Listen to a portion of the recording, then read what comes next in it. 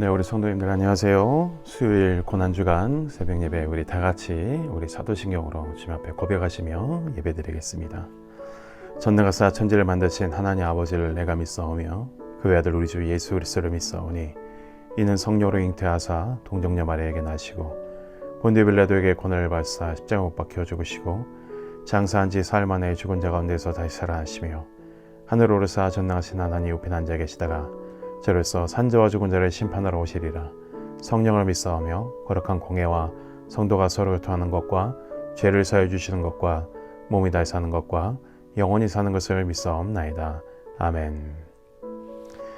우리 찬송 144장 우리 찬송하시겠습니다. 찬송가 144장입니다.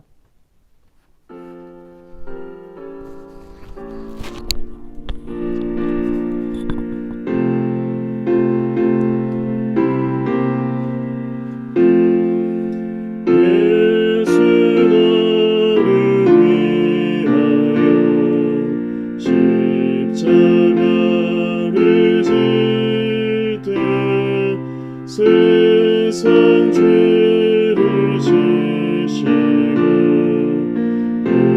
고쳐당하셨네. 예수님 나의 죄 위하여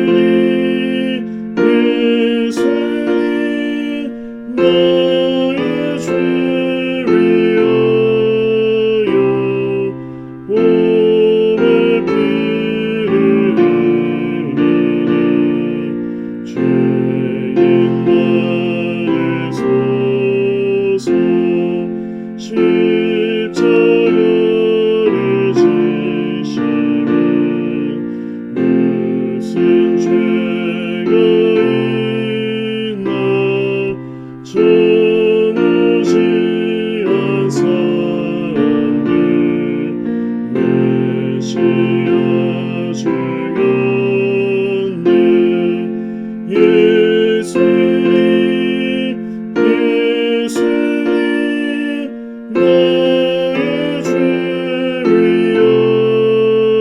위하여 몸에 피를 흘리니 죄인만의 소서 피와 같이 묻은 죄 십자가의 공로로 눈과 같이 되네. 예수님 나의 죄 위하여 몸에 피를 흘리니 죄인만의 소서 아름답다. 예수여 나의 정의 친구. 예수 공로 아니면 영원 영광을 받네. 예수님 나의 죄 위하여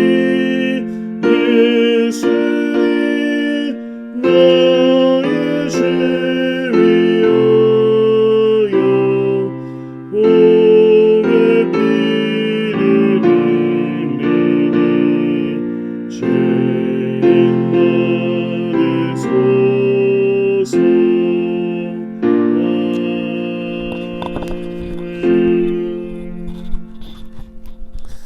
오늘 말씀 마태복음 27장 11절로 26절까지의 말씀입니다.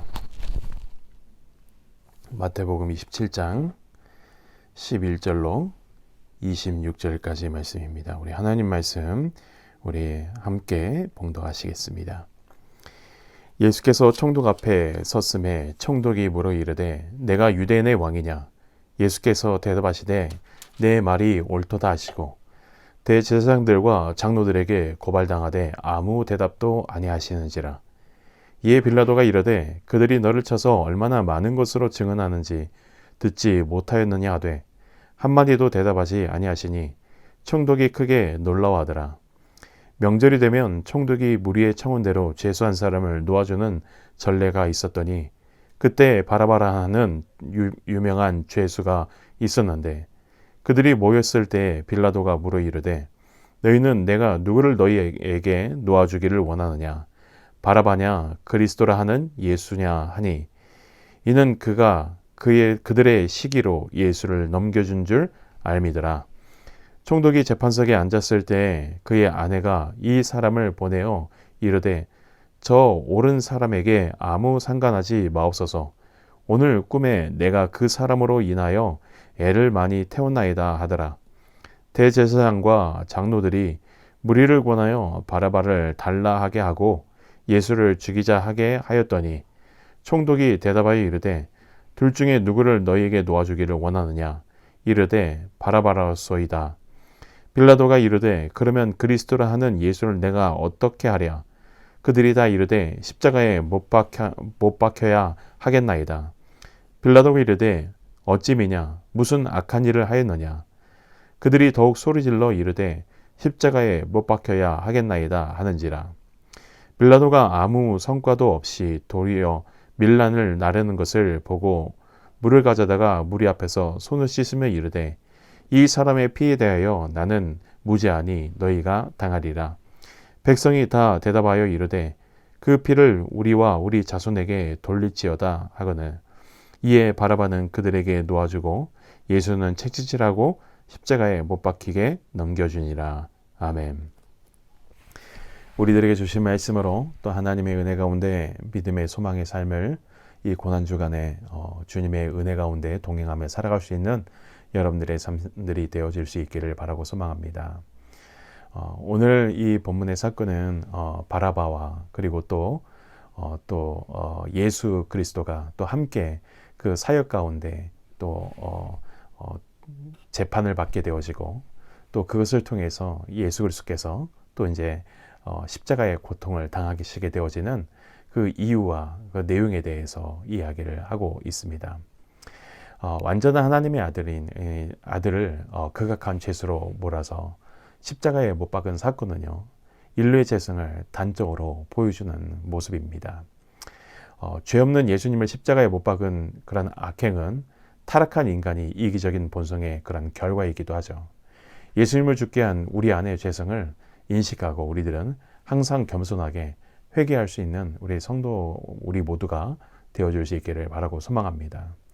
저희들이 새벽 예배 처음 시작할 때에도 사도신경을 신앙 고백으로 저희들이 암송을 하고 시작을 합니다. 그런데 사도신경을 외울 때마다 본디오 빌라도라는 이름이 꼭 나오게 되어지죠. 역사적으로 예수님을 십자가의 형에 처한 법적인 책임이 이 재판관 본디오 빌라도에게 있었기 때문에 그렇습니다. 그는 예수님께 사형당하는 이 죄가 없음을 분명히 알고 있었음에도 불구하고 유대인들이 예수님을 시기해서 잡아들였음을 알고 있었음에도 오히려 예수 그리스도를 풀어주지 않고 오히려 그 예수 그리스도를 십자가에 못 박게 하는 큰 일조와 재판을 그 결정을 내린 자였기 때문에 그렇습니다. 결국엔 이 예수님을 풀어줌으로 자신에게 닥칠 수 있는 불이익을 감당할 정의감이 그에게는 없었다라는 것이죠. 재판관이라고 한다면 자신의 그런 결정에 대해서 책임을 질 수 있는 자여야 되겠죠. 그리고 그 책임이 어느 누구 하나 억울한 사람이 없도록 그 책임에 대한 그런 소신을 가져야 되는 사람이겠죠. 그러나 주변의 여건이나 환경 때문에 그것이 흔들린다고 한다면 그러면 잘못된 판결을 내리게 되어지고 잘못된 가치의 그런 가치가 또 세상에 또 표현이 되어지는 것이죠. 빌라도는 나름대로 노력은 했습니다. 명절 때 죄수 한 명을 풀어주는 관습에 따라서 예수와 바라바 중에 누구를 풀어주기를 바라는지 유대인들에게 물었습니다. 이것도 어찌 보면 빌라도가 자신의 판단에 따라서 그래서 예수 그리스도를 먼저 풀어줄 수 있었지만 그러나 유대인들의 눈치를 보았다라는 것을 알 수 있고요. 대제사장들의 눈치를 보았다는 것도 또 알 수 있습니다. 예수님을 이 풀어달라고 할 것이라고 그가 예상을 해보기도 했겠죠. 그러나 유대인들은 바라바를 풀어달라고 요구를 합니다.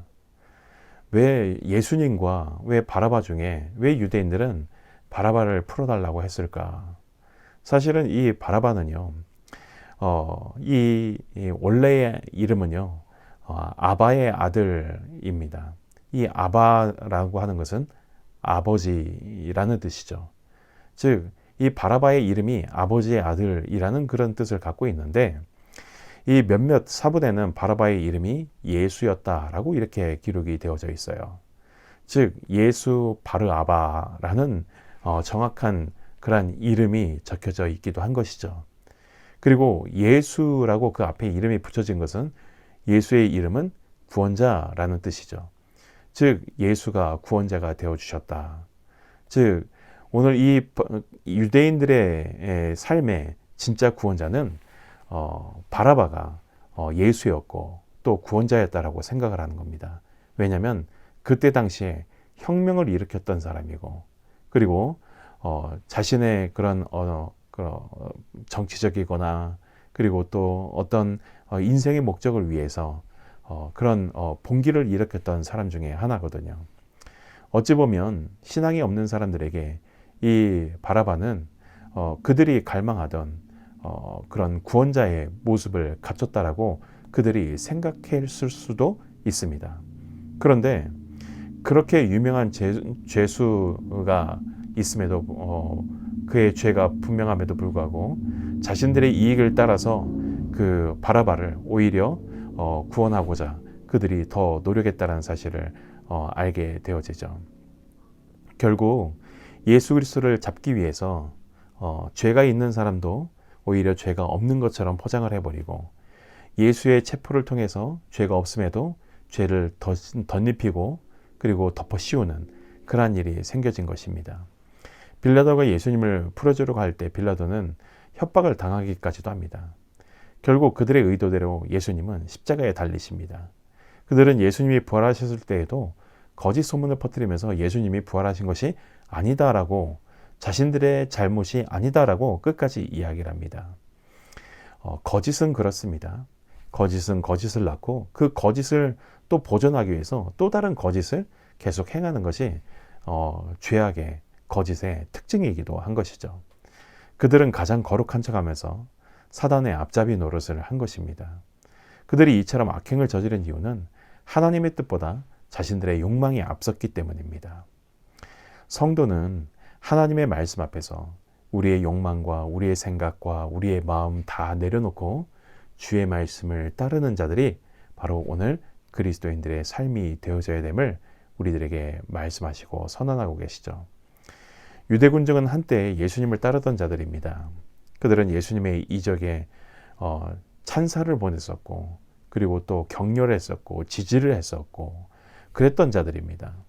그러던 그 모습들이 연약한 모습으로 또 오히려 예수님께서 잡히셔서 재판을 받게 되자 유대 종교 지도자들의 선동에 넘어가 이 예수님을 십자가에 못 박으라고 그들 무리가 똑같이 외치고 있는 모습을 보게 되어집니다. 그들은 자신의 욕망을 위해서 예수님이 필요했어요.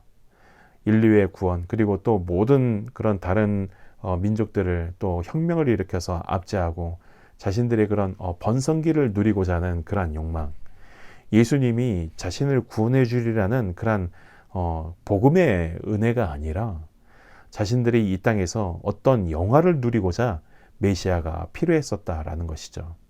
그런데 그들이 꿈꿨던 예수님은 그런 정치적이고 그리고 혁명적인 예수님이 아니었거든요. 오히려 원수들에게 다림밤도 돌려대고 그들을 사랑하라고 하시는 예수님의 가르침이 그들은 굉장히 거부스러웠었을 것입니다. 왜냐하면 지금까지 자신이 생각한 하나님, 예수님, 메시아가 고정화되어 있었거든요.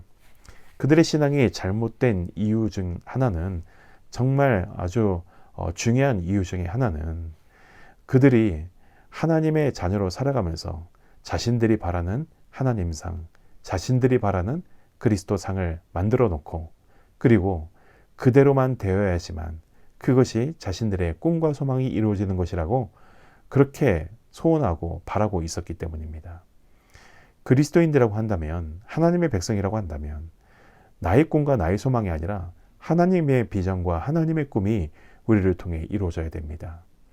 메시아가 누구인지 분별하는 것도 자신들의 가치가 아니라 말씀을 통해서 증거된 그 모습을 확인했었어야 됐습니다. 유대인들이나 대제사장들이 그토록 살아가며 그 예수 그리스도를 판단하는 기준이 됐던 그들만의 성경책, 그것을 통해서 하나님의 말씀을 알아야 되는데 오히려 잘못된 말씀만 인용해서 예수를 핍박하고 또 십자가에 못 박는데 일조했던 자들이 바로 그들이었던 것이죠. 결국 욕망이 눈을 가리면 하나님의 은혜를 바라볼 수 없게 되어집니다. 우리들이 이 세상에서 물질의 욕망, 명예의 욕망, 권력의 욕망, 우리들이 세상에서 이루고 싶은 우리들의 갖가지 욕망들을 걷어낼 때 비로소 주님의 은혜가 우리들이 보게 되어지고 경험하게 되어지는 것이죠. 예수님은 자신들의 욕망을 채워주지 못할 것처럼 보이자 그들은 금방 변심해서 예수님을 그렇게 많이 따르던 수많은 무리들이 있었음에도 불구하고 오히려 그들은 하나님의 자녀로서가 아니라 하나님의 백성으로서가 아니라 오히려 잘못된 모습으로 살아가게 되어지는 그들의 모습들을 보게 되어집니다. 결국 오늘 말씀을 통해서 오늘날에도 기복적인 신앙을 가진 사람들은 예수님을 자신의 욕망으로 채워주는 도구로 여기는 것을 보게 되어집니다. 성도는 어리석은 군중 가운데 한 사람이 아니라